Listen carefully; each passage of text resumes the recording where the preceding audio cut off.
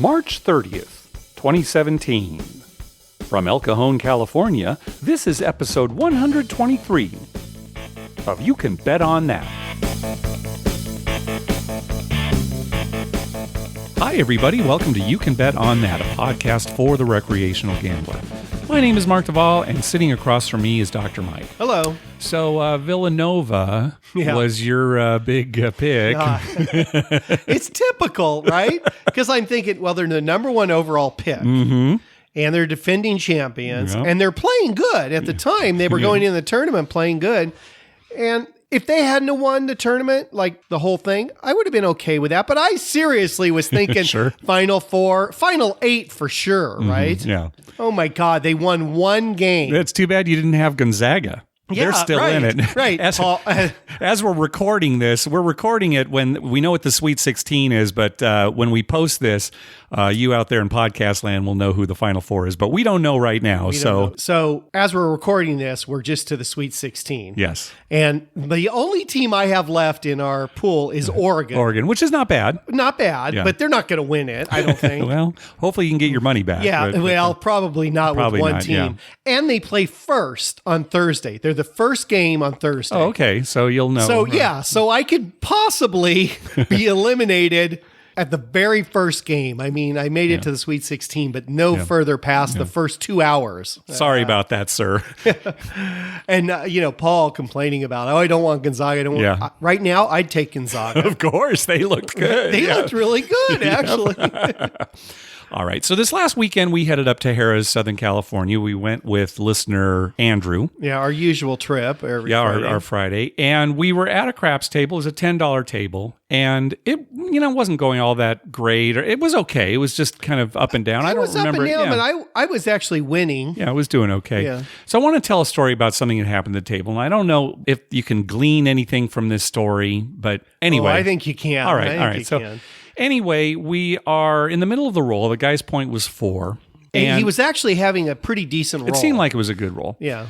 So a guy steps up to the table right next to me, and he buys in for, I don't know how much he bought in for. He bought in for $2,226. Okay, all right. Well, anyway, it was the middle of a hand, and that is pretty much an etiquette no-no. Yeah, it's a breach of etiquette, really. Yeah, usually what you do is you wait until either the shooter seven's out, or even if he just makes his point and it's the come out roll. If he makes a point and it's come out and there's a lot of stuff paying people and going on, that's a good time to buy in. I have no problem with that. Mm-hmm. And definitely waiting for the next shooter is no problem. Mm-hmm. And I also have no problem in the middle of the roll if you want to buy in, and you're just going to make a couple bets and you're going to buy in for $60. Or you just you give them 100, just say, give me 30 on the 6 and 8. And here's $100. Like you're not making a bit. Yeah, I've got no problem with that. And they put your $60 in bets out there, and they give you 40 change. It boom, boom, boom. It goes quick. Yeah. No problem with that at all. Yeah. You buy in for $2,226. Which they have to count out. Right, and it wasn't. If it is $2,000, it would have been even easier. A little easier, but the 26. Come on. Yeah. Cousin Vito and the Annoyed Pit Boss were even talking about it on his last episode about how it's just bad etiquette. Right. Now, there's nothing illegal about it. It's not against the rules. No, and the casino's not going to say, hey, wait. No, not at all. They're going to take your money and, just go on. The guy did it and whatever. I'm certainly not going to get bent out of shape out of it. It's we've seen it happen so many times. It doesn't really bother me that much. Yeah. And so, but what ensued bothered me. All right. So what happened next was one of the dealers actually said something. Yeah, who was on the cards. It was the guy who's turning the cards. As everybody remembers, we have card craps here in California for new listeners. So anyway, the dealer said something to the effect of, this guy bought in the middle of a hand. Yeah, well, he said, turn off your bets. Oh, he said that? He actually said, turn off your bets. Oh, I missed that, Mike. Yeah. Okay, so he made about 3 comments. Okay. He said, first thing he said was, because I was right next to him, right? He said, turn off your bets under his breath. Oh, okay. And then he said something else about, why in the middle of a hand, a good hand. I didn't realize it was that bad. I thought it was just a kind of a harmless comment about, okay. No, he made at least 3 comments under his breath. All right. Well, that I could hear. Yeah. And the guy probably could hear. Well, he definitely did as we continue with the story. So that was inappropriate. The dealer should not have said something. No, you can't say anything. No, as an employee of the casino, well, he was even out as of a player, line. I wouldn't say anything. No, you know? no, I mean, it serves no purpose, right? That's right. Well, the guy who bought in, he lost it and started cussing the guy out and dropping F-bombs. And right. So at that point, he acted way more severely than he really needed to. Agreed. So if I had to take sides, they're both to blame, but he was way more out of line than the dealer. Way more out of line. And so right then I decided, okay, this is a bad feeling at this table. I'm going to leave. Now, it's not a bad feeling that I think the dice are going to go cold, because that's ridiculous. It's just I don't like being at a table where people are, arguing with each other, or, it's just people aren't having fun. And, well, why do you have to do that? Yeah, it's his personality. Yeah, right? It's his personality. But I mean, why would we want to put up with it? Yeah. So as soon as he started dropping F-bombs, I immediately said, bring all my bets down. Not turn them off, bring them down. Right. Now, I had some cum bets that had to stay out there, and I understood that, but they gave me all my odds back. And as I'm collecting, it's funny because the guy turns to me and is kind of wanting to get some sympathy from me. He's telling me a story about how once he was rolling and he was on like the fifth number of a fire bet and somebody bought in right in the middle. Right. And I kind of reacted like, like who cares? I don't, I'm leaving this table. That's all there is to it. Well, do you remember that after he exploded pretty much, said a few things, he also said, what difference does it make? He's only made 1 point. and he's only rolled a few numbers after that. So it's not like it, It's not like the guy who did it to me when I was on it's not like I made 5 points. Right. Yeah. He's trying to justify it to everybody on the table. Yeah. And I'm thinking to myself, just shut up and collect your money. Yeah. Well, you saw me. It was not, you immediately I was not left. slow. I left. And I did have to come back because one of my cum bets won, but I had my odds off and I didn't care about that. So I left. You and Andrew stayed at the table. There really wasn't room for you to come over to the table I moved to. No, that was it. I looked and I thought, well, there's no room and I'll just write it out and see what happens. Well, the shooter rolled one more time. That's how you won your cum bet that was up there. Yeah. And then he 7'd out. Yeah. And actually, to the credit of everyone else on the table, nobody said a word. Yeah, good. Nobody said anything like, see, because it doesn't matter. Because it doesn't matter. Right. It would have happened, anyway. Now, just the guy was such a jerk about it. Right. And what got me more, and I told you this later, is he bought in for $2,226 and proceeded, and I stayed for a while. Oh, that's right. Yeah. I stayed for a while. So I was watching what he was doing. All he did was make a $10 don't come bet. Mm-hmm. It would go up to the first number that was rolled. Mm-hmm. He would lay odds and then wait. And that was it. But he bought in for that large and strange amount. Large and strange amount. Yeah. Why not just buy in for $200? Yeah, I don't know. Right? If you're going to make a 10, and he wasn't taking full odds. Okay. Later, after we left the table, we eventually all left. Mm-hmm. And I did see him like lay in like the 4 for a couple $100 or something. He was putting a little more money out there. Yeah. But for the first half hour that I was at that table with him, he made very small bets. Mm-hmm. So why buy in for all that? Why slow the game down for that? One nice thing is that the table I moved to got real hot when I got there. Again, this is just dumb luck, right? But it's kind of a nice feeling like, okay, I made the right move. So, but I don't understand angry gamblers. No. Maybe I shouldn't phrase it that way because I guess I understand angry people. But if you're angry, you probably shouldn't be gambling. Right. Right. And we've all seen it. We've all seen angry gamblers. There are a lot of them. Oh, there's a lot of them. Yeah. So. And he was just new to the table. I don't know if he had been in the casino earlier, if he had lost a lot of money or what was going on in his life or anything. But he way over exploded. Yep.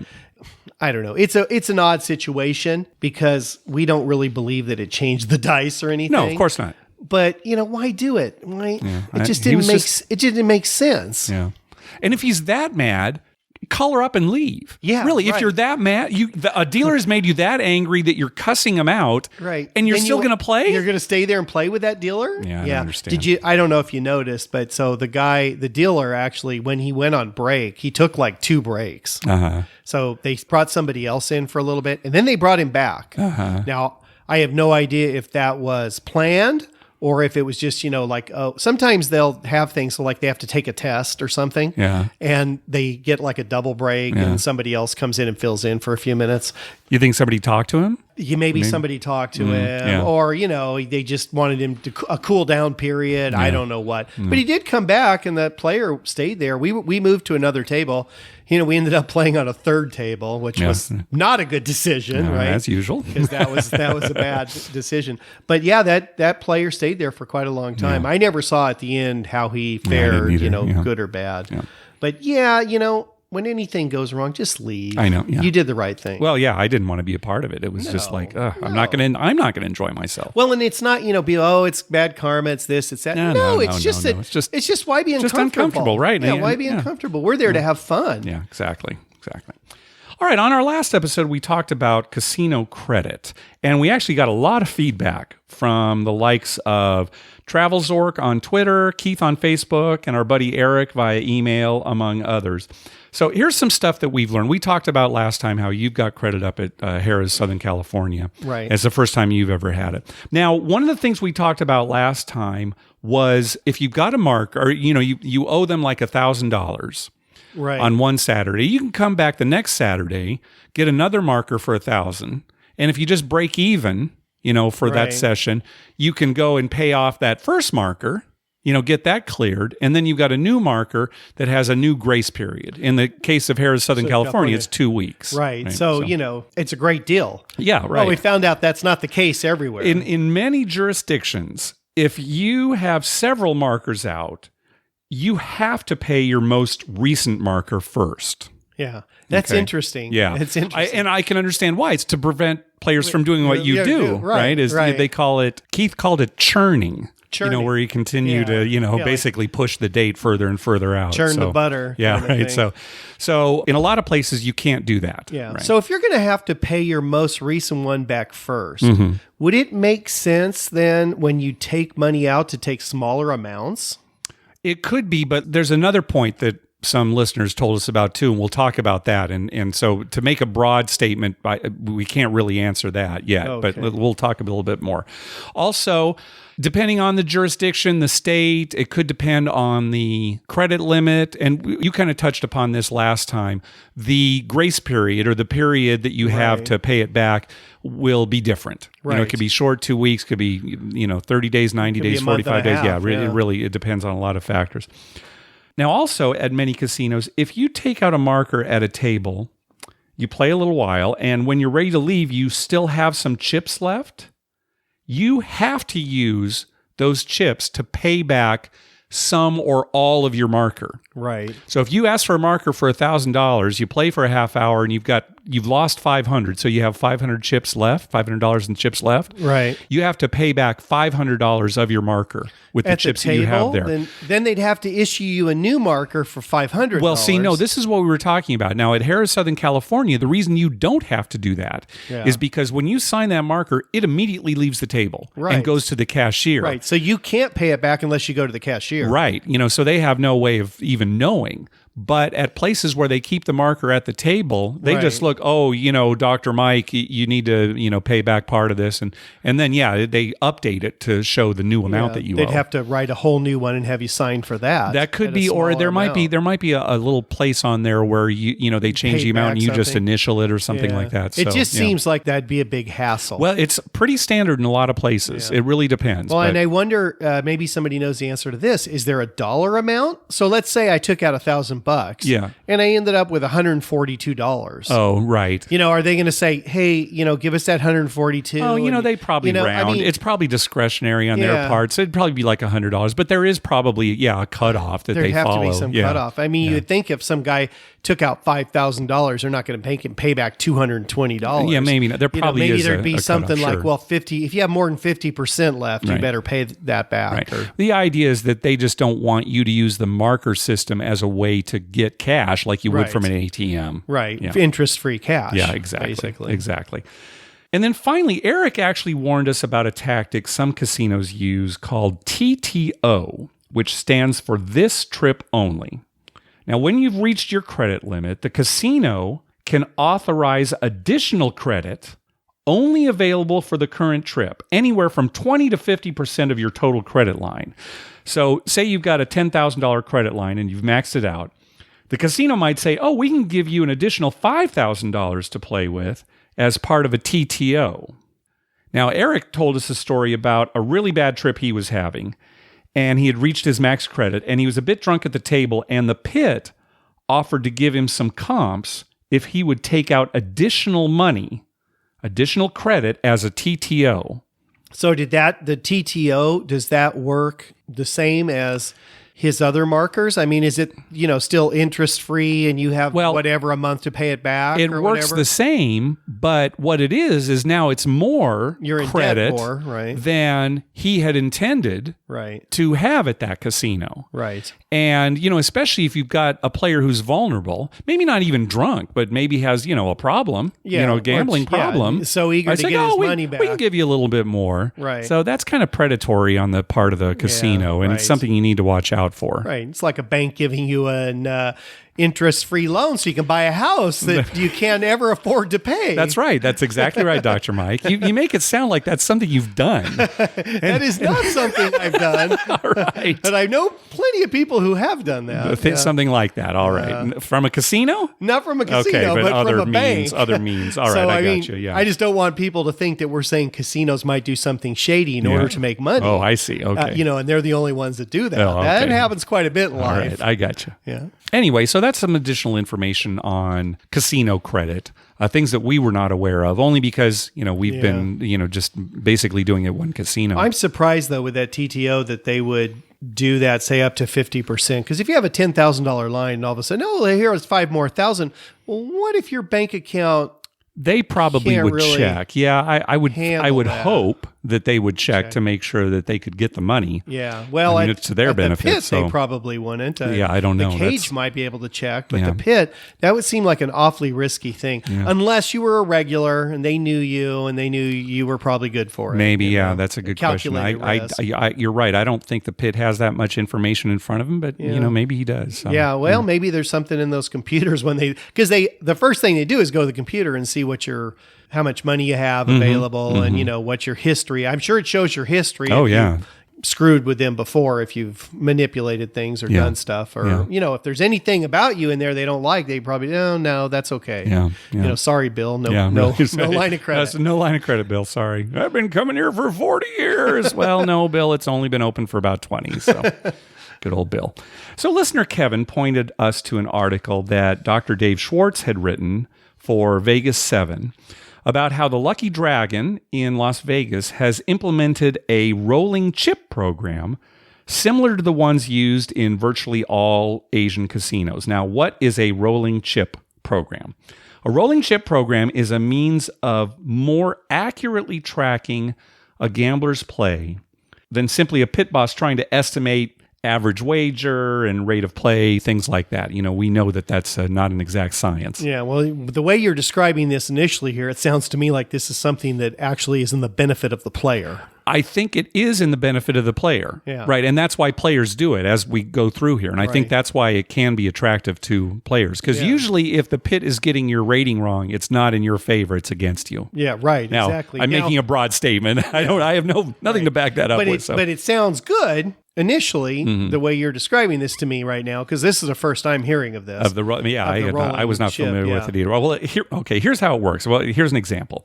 Let's say a baccarat player sits down at a table and wants to buy in for $10,000. We'll use large amounts in this example because typically rolling chips are used to rate big players. Right. Okay. Well, the rating is more important to a player wagering a lot than it is to somebody not wagering as much. Right. It's typically big players playing Asian games like baccarat. Right. Because in their rating, we should explain this. People might not know. I mean, if you're a small player and you get rated, you might be hoping to get like a buffet. Mm-hmm. Right. These people are hoping to get cash back. Or big comps. Or big comps, airfare, vacations, that kind of thing. Or cash. Right. Yeah, exactly. Yeah.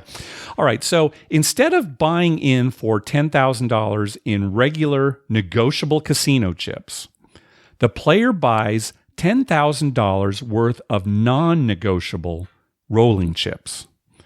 These are chips that cannot be cashed in. They can only be played at the table.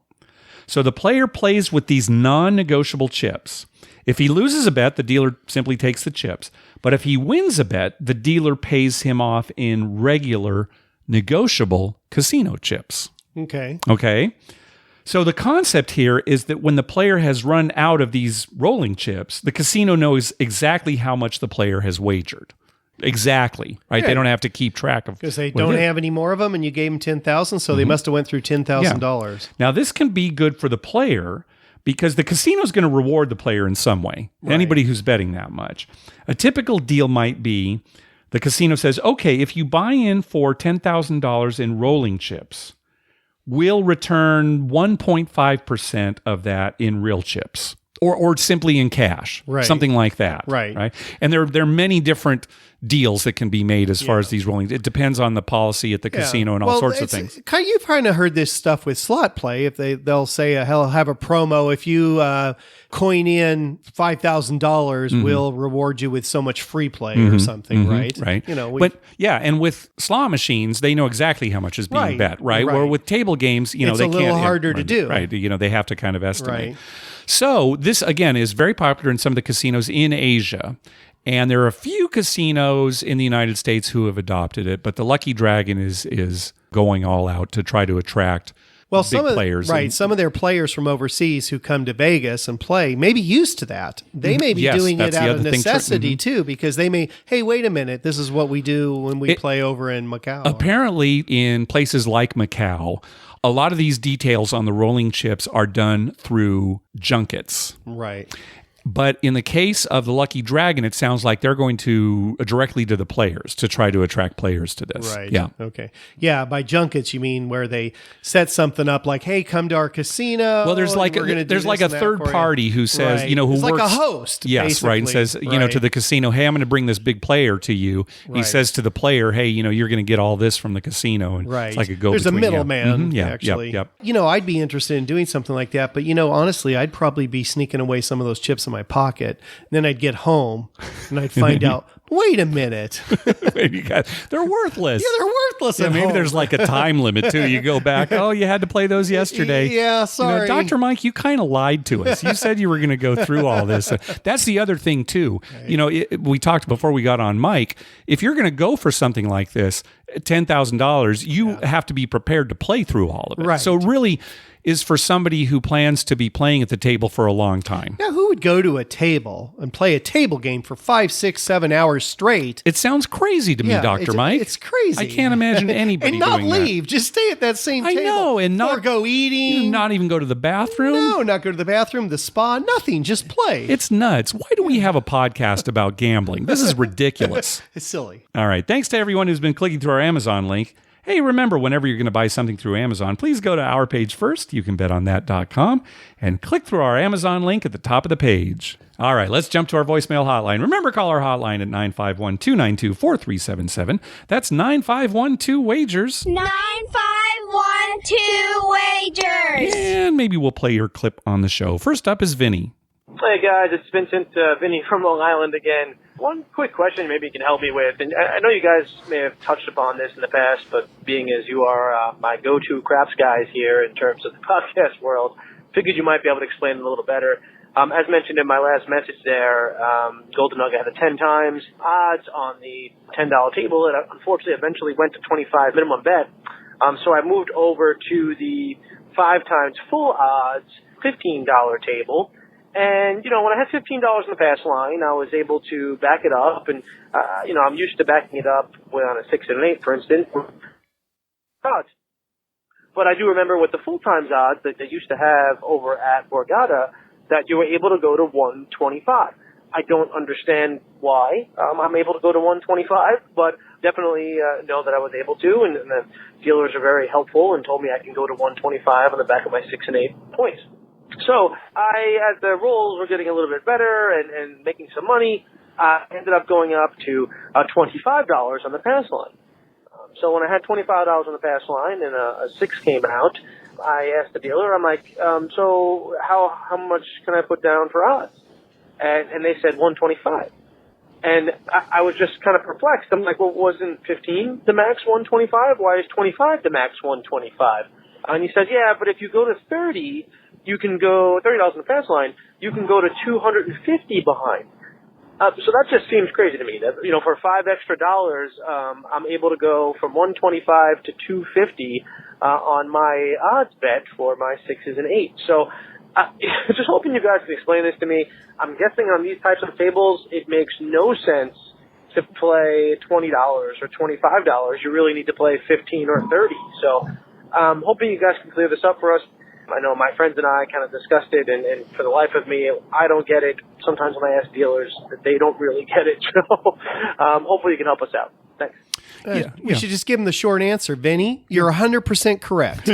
Yeah, it makes absolutely no sense. Nobody can explain it because it makes no sense.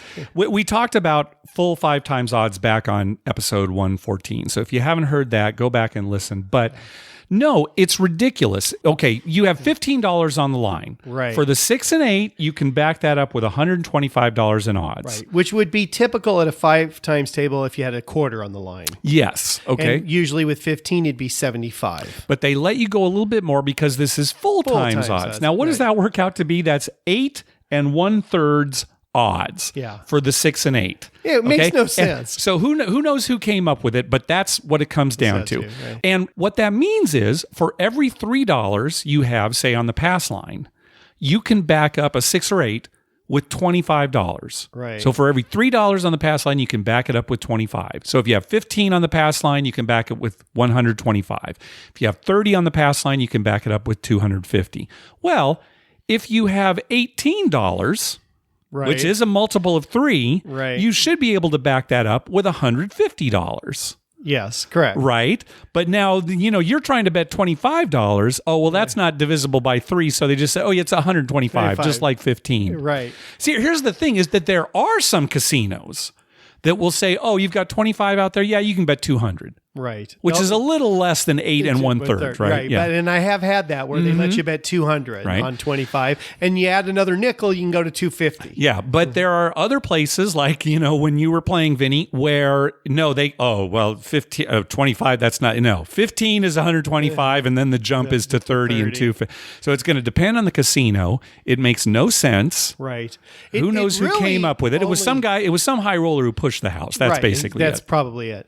It really only benefits a guy that, like me, I'm normally making $25 bets. So in that case, I just make a $30 bet and put $250 in odds. I'm willing to do that. Yeah. But if you're having a poor run, that can eat you up very, very quick. Right. And again, it's going to depend on the casino. It'll probably depend on the dealers. What crew you have. You'll get different answers. Right. So no, don't feel bad about not being able to figure it out, Vinny, because no one can. It doesn't make any sense. When we were at Hollywood, where they have full 5 times odds. Full 5 times odds. You were stuck trying to get a chocolate shake. Right. And you couldn't get it because they were screwing up. Yeah. But I made my bet, and I knew they had full 5 times odds, right? So I put $250 behind a $30 point of 8. And the dealers, I don't think you can do that. Yeah, see? But he didn't tell me no. He just said, I don't think you can do that. He said, let me check.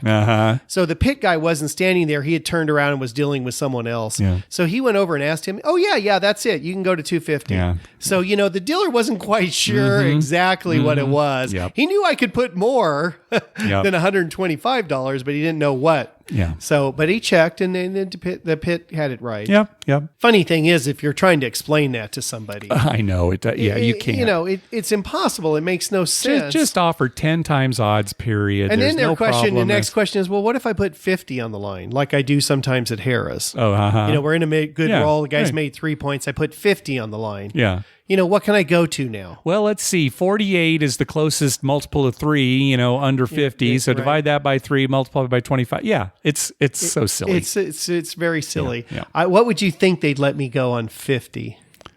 I bet you it's 250. I think it's the same as 30. No, because, they would think, if you bet 45, we'd let you go to 375. Yeah. So hopefully they'd let you to 400. That's my answer. Hopefully if you bet 50, they'll let you go to 400. All right, we'll try that one time. Okay. We'll try and see what they Great. All right, great. All right, next up is Sam. Hey guys, what's up? Sam I am from South Florida checking in. Love the show. Awesome. Excellent. Informative. Love the camaraderie. You guys are awesome. Would love to gamble with you. I used to be double platinum at Hard Rock Casino in Biloxi, Mississippi. I enjoyed going up to the spa. I enjoyed the amenities, the pool. I'm wondering if you guys ever take advantage of the spa or the pool. I'd also like to ask the dealer a question. Who's the most famous person they ever met? Did anybody ever make it rain? Anyway, thanks, guys. Good luck at the tables. Good luck, everybody. I'm a slot player myself. I don't know anything about craps, but I just love to listen to y'all's show. So I hope everybody's got good cards, good slots, good games. And everybody tip and have fun. See ya! Yeah, we need to do another Ask a Dealer segment. Get Seven of Diamonds back on, or even Bear Maulings on Twitter. He said he'd like to come on and answer some questions. That's a good question, though. Yeah, who's the most famous? Well, I'll tell you what, Sam. I'll tell you, for our Ask a Dealer, she's going to answer. I don't know the right answer, but I know one person famous. Yeah, I know who you're going to say. I know who you're going to say. Who is it? Bill Murray. Bill Murray, exactly. Yeah. Because he's out there at Harrah's Rincon. Yeah, he's got like a place fairly close by. I haven't seen him, but I've heard about him coming down. But he's out there. So, Bill Murray for sure, we know that's probably the case. Yeah. Now, other than that, I don't know. I'm sure she's had other high rollers. Yeah. We need to have another Ask a Dealer segment. In fact, folks, if you've got a question for a real casino dealer, let us know. Contact us via phone or Twitter or email. Let us know. Yeah, we'll get a bunch of them together. We'll have maybe both of them on. We need to do that just for us. I know. It's been a while since we've talked to her. I know. It's true. Well, as far as pool or spa goes, if we're not there with our wives, no. That's an absolute waste of time. Yeah. So, but if we're there with, our wives or family, well, sure, if they want to go to the pool. Is that the truthful answer? Well, when everybody came out for my 50th birthday. Right, you did go. You spent some time. Yeah, we actually stayed in an off-strip hotel where they had a nice pool with water slides and everything. Yeah, I did the pool there. Yeah. And what were you thinking the whole time? Oh my God, how come I'm not playing craps? Right. Where's the craps table in this pool? Okay, Scott has got some questions about hardways. Hey, Mark, Dr. Mike, this is Scott from the great state of North Carolina. I had a couple of questions for you today about hardway bets. So the first question is actually directed to Dr. Mike, because I know, Mark, you don't play hardway bets. So my question is, Dr. Mike, when you have hardway bets up and the points made, do you turn your hardway bets off on the come-out roll? So part two of my question is actually for Mark. Typically, I turn all my hardway bets off when the points made in the come-out roll happens. So there's not a lot of thought that I put into that decision to turn my bets off, other than the fact that the first time I played craps, the guy next to me with hardway bets, when the dealer asked on or off, he turned them off. So ever since then, I've always turned my hardway bets off. So I got to thinking about the mathematics around that. Is there a mathematical advantage for turning a hardway bet off on the come-out roll or leaving it on the come-out roll? Obviously I understand that there's a definitely a high house edge for hardway bets to begin with, but I don't know if my mathematical odds get better if I leave my hardway bets up on the come-out roll or turn them off. Well, that's it. I appreciate you guys taking my call and hopefully answering my questions. Thanks. So what do you do on the come-out roll with your hardways, Mark? All right. Well, currently, and I'm gonna say currently because it does change. Yeah. Currently, my hardways are off coming out. Okay.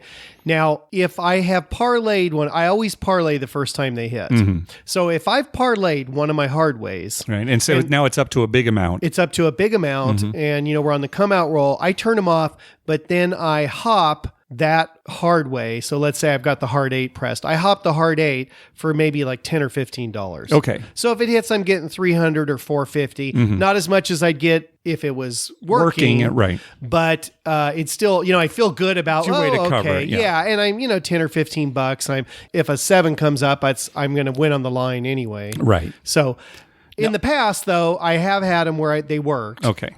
And I haven't done that for quite some time. Okay, but that's your current. Because it costs too much. Yeah, it's your current yeah. stance, right? It costs too much because, if a 7 comes up, you lose them. Yeah. And if you're going to cover them, you've got to bet the easy ways. And, it's expensive. You prefer to have them off. I prefer having them off. All right. So to answer Scott's second question, despite what we'd like to believe, there's nothing special about the come out roll. Right. It's like any other roll. Exactly. And so, no, there is no mathematical advantage to turning your hard ways off on the come out roll, unless you want to say, well, it's always good to call off a bet that has a negative EV, and especially one that has that big a house edge. Right. So I would recommend to turn your hard ways off all the time, maybe for every roll, because it has such a big house edge. Right. But no, there's nothing special about the come out roll. You know, you're Right. going to win or lose that bet on the come out just as much as you would any other roll.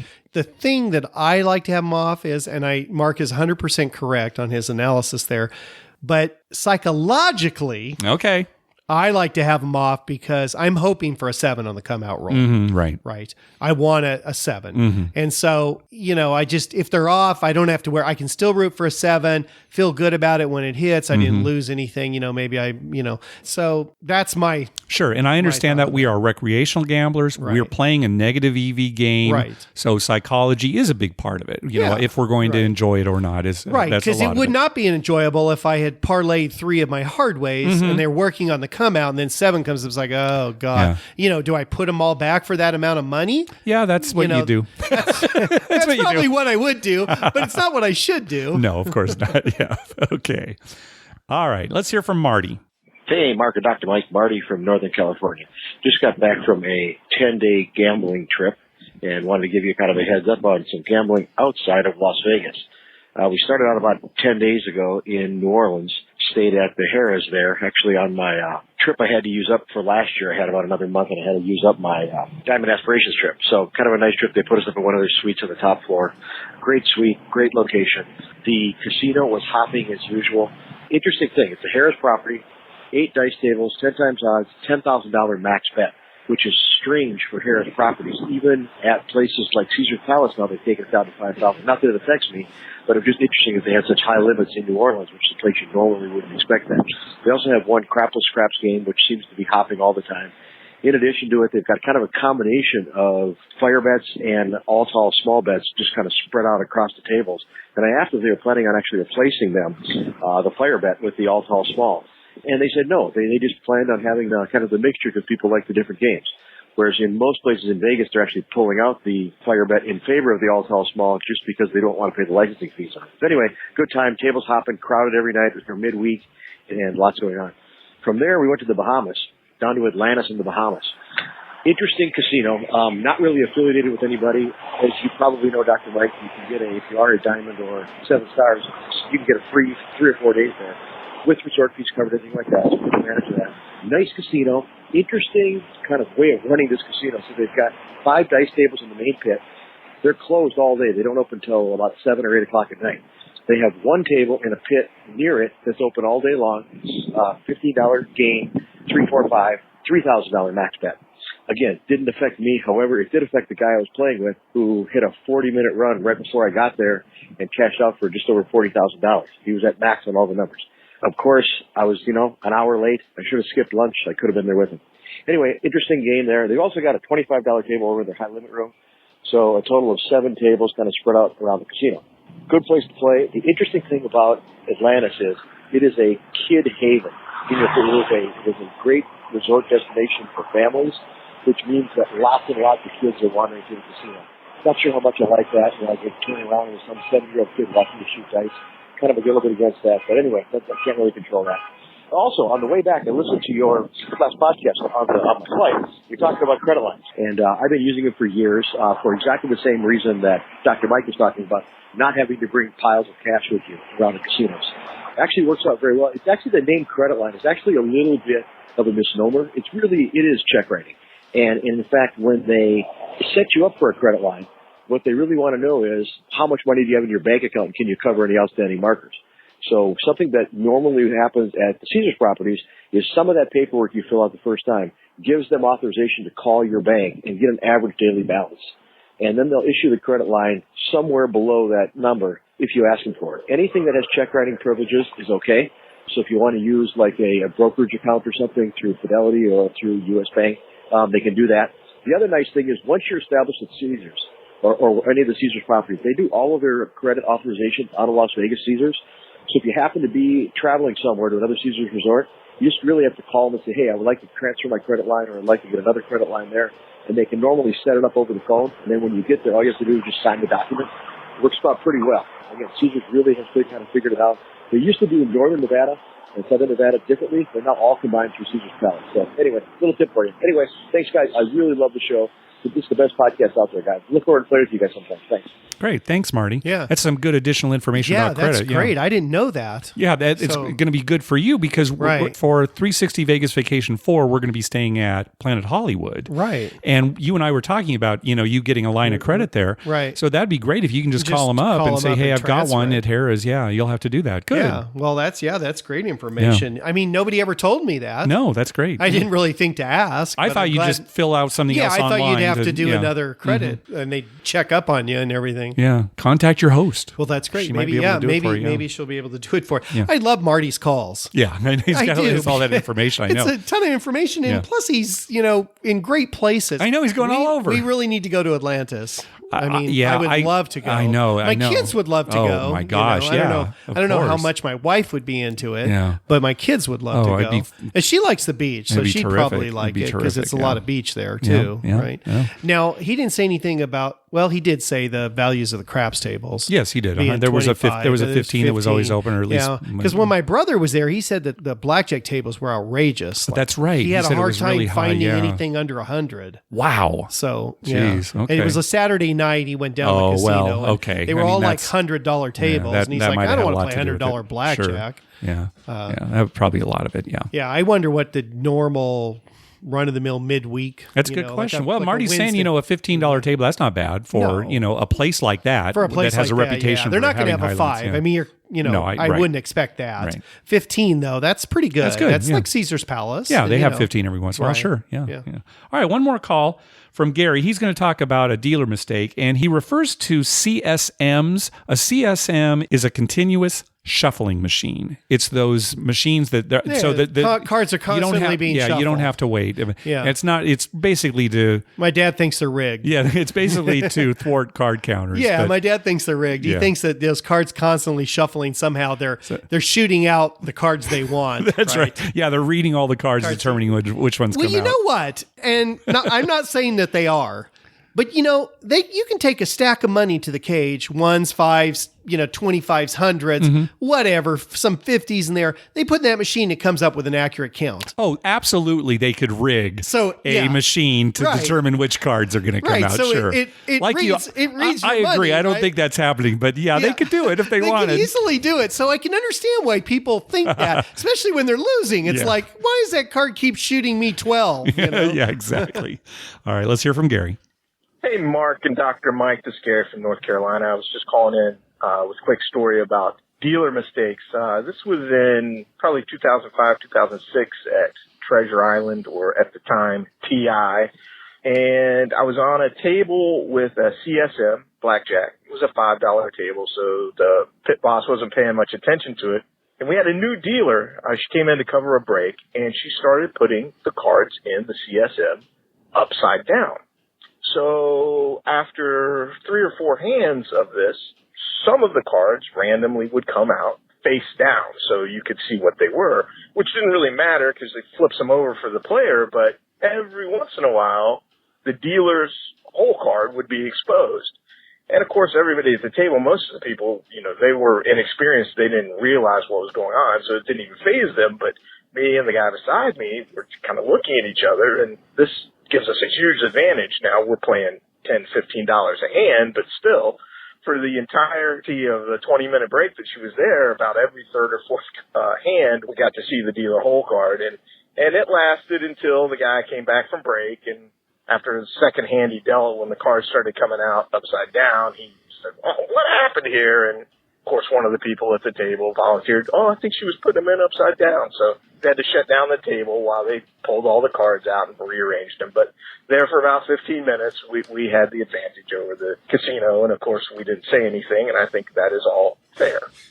Thanks, guys. what is with this dealer giving the breaks? Yeah. After the second card comes out wrong, don't you think she would? Oh, wait a minute. What's happening here? There's something wrong with the machine. Well, that's what I'm thinking. And did she have a clue when you're hitting your 19? Yeah, I'll take a card.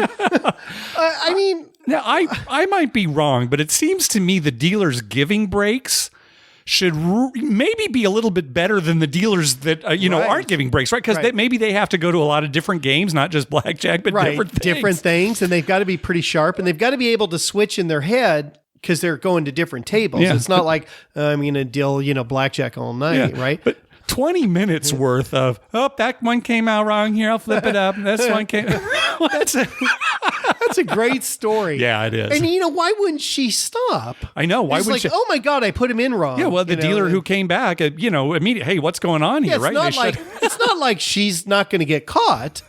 Like she's thinking, I'll just ignore that one. Nobody will know. Yeah. There's other ones in there upside down. God, maybe that's why. Maybe she realized, that's right. I put a bunch of them in upside down. Yeah. I don't want to get in trouble. Right. I'll just, keep dealing them out. And, if one comes up, and maybe when the other guy comes back, he'll figure he'll think he's screwed up. I don't. That's the thing, though, with those continuous shuffling machines is that it's not like it's a shoe where you go through and it's done. Right. So there could be one that's upside down in there, for a good 2 hours theoretically. Right. Could never come out, right?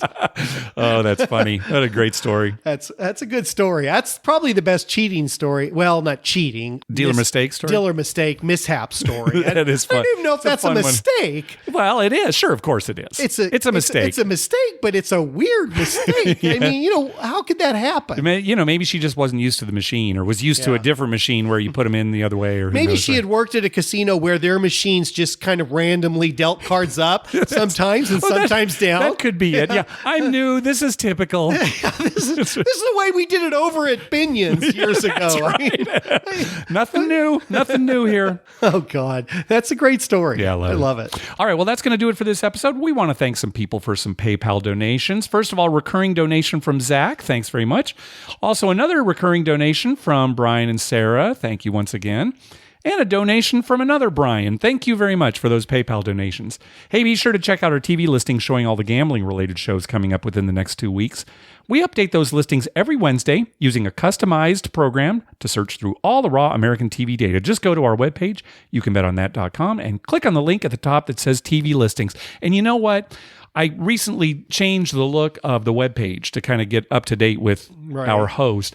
And the TV listings don't show up on our page if you're using a mobile device. So if you pick it up with your phone, just not enough room. It's the way that it's formatted. So you might not see it there. I'm going to see if I can do something about that. But if you want to go directly to the page, it's youcanbetonThat.com/TV-listings. So smartphones aren't so smart. They're not so smart. No, they should be bigger. The smartphone? Yeah, it's like a tablet size. Oh, okay. So an iPad that you can make phone calls on. And you can make phone calls on. You know what we'll do? We'll invent a little backpack that people wear. Uh-huh. And then, they can keep their phone in there so it won't be, because their pocket's too small. Uh-huh. We'll make a little backpack. And then what'll happen is people will get back injuries, we'll get sued. Nice. And that'll be convenient that way too. Hey, we'd love to hear from you. Call our voicemail hotline at 951-292-4377. That's 951-2-WAGERS.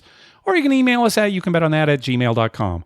Also, follow us on Twitter at YouCanBetOnThat. We tweet when we're heading to a casino, and we'd love to meet up with you. Like us on Facebook at facebook.com/YouCanBetOnThat. And finally, head on over to iTunes and write a review on us. When you do, it helps us get new listeners. So when this episode posts, Dr. Mike, you will have probably already gone to MGM National Harbor. I hope I have. Mm-hmm. Yeah. And your plan right now is to go on Wednesday night, March 29th. Correct. Right? And you'll probably get out there maybe 8 o'clock. Who knows? I'm hoping by 8 o'clock. Something like that. I checked sunset. Sunset is like 7:20 or something. Okay.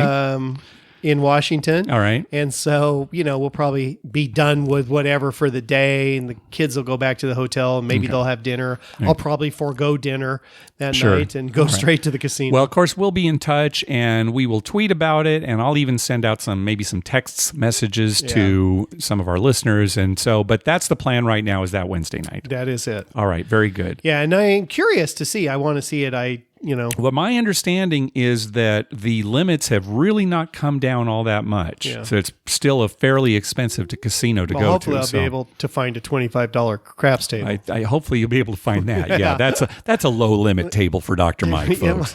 No, I'm hoping they let me play on that. Oh, I understand. Okay. Anything else before we go? No, but did you get my reference to the jerk? That was what I was talking about. Oh, sorry. When was it? I'm trying to read when here. I said he was on we the invent the backpack. Remember, he invented the glasses. Oh, that's right. And he gave people CrossFit. That's right. Yeah, first he was a millionaire, and then it all came crashing down. That's right. our story. We'll invent the backpacks. We become millionaires. We'll open our own casino.